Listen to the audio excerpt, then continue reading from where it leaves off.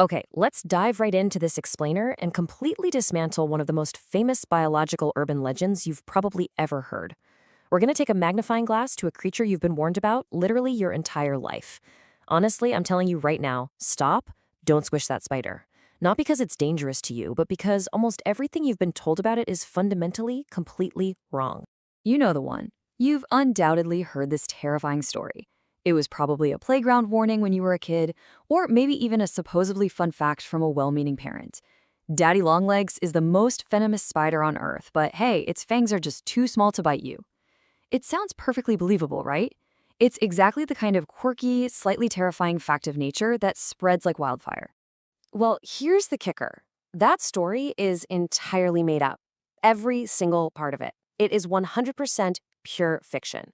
But stick with me here, because the real truth hidden behind this massive rumor is actually way more fascinating than the myth itself. To really understand why we've all been fooled for decades, we have to look at the root of the confusion. And that confusion starts right here with the number 2. As in, there are actually two completely different, totally unrelated creatures walking around our yards and homes that share the exact same nickname. Two totally distinct animals. And yet most of us have never once questioned this in our entire lives. Section 1. Creature 1, the imposter. Let's take a look at our first suspect and see exactly how this mistaken identity builds up. This is the guy you always see outside in your garden. So here's the breakdown. We've got the Harvestman on one side, working out in the yard.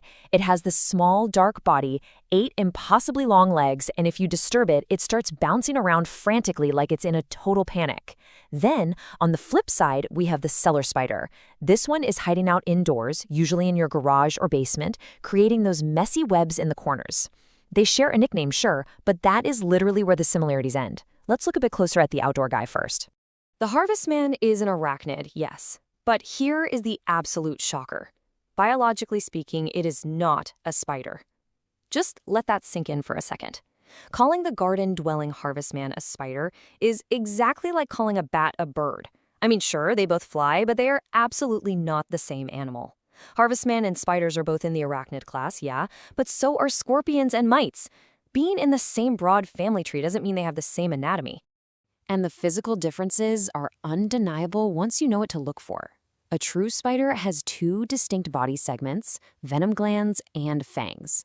But the Harvestman, it's just one smooth, oval, seamless body segment, kind of like a little jelly bean on stilts. It has 0 venom glands and 0 fangs built for injecting anything. So when people talk about this myth of it being the most venomous creature in the world, that literally cannot apply to the Harvestman, because its body produces exactly 0 venom and has absolutely no injection mechanism. The whole idea of it being deadly is out the window. It isn't just a technicality. It's basic biology. It's physically impossible. Okay, so if they aren't dangerous, what are they actually doing out there in your yard? Well, instead of being a threat, harvestmen are essentially nature's cleanup crew. After dark, they cruise through the soil and leaf litter, breaking down dead plant material, munching on fungi, and eating decaying organisms. They're decomposers. If you see a bunch of them bouncing around your garden, please don't grab the bug spray. It's actually a sign of a very healthy, perfectly balanced ecosystem. Now, creature 2, the real spider. What happens when we leave the garden and go inside the house? If you head down to your basement, your garage, or look up at that dusty corner of the bathroom you've been putting off cleaning, you're going to find our second suspect, the cellar spider. And unlike our outdoor friend, this one actually is a real spider. Its body is clearly divided into 2 distinct sections. It possesses real venom glands, real silk glands for web building, and yes, it is fully equipped with functional fangs. The whole shebang. Which naturally brings up a massive question. Since we've confirmed this one is a legit spider with actual venom, this must finally be the deadly creature from the myth, right? Is this the one just waiting around for bigger fangs to send us straight to the emergency room? Nope, wrong again. And scientists actually went ahead and proved this on camera. In a controlled test, researchers let a cellar spider freely bite a human. And guess what? The spider's fangs easily pierced the human skin with 0 difficulty. So much for the fangs are too small to bite theory. Myth busted instantly. But what about the bite itself? Well, it did essentially nothing. Let's look at the actual data on what cellar spider venom does to humans. You get a really faint, mild sting, it completely fades within a few minutes, there's no swelling, no drama, and absolutely no severe reaction. Scientists analyze the venom to figure out why, and the answer is simple. It is chemically designed strictly to immobilize tiny little insects. Inside a massive human body, it's completely harmless. It's just a quiet little predator trying to do its job. Defeating the Black Widow. Now here is where this explainer flips from a debunked myth into a literal David versus Goliath action movie. Because that quiet little predator's day job, it's way more intense than you'd ever guess.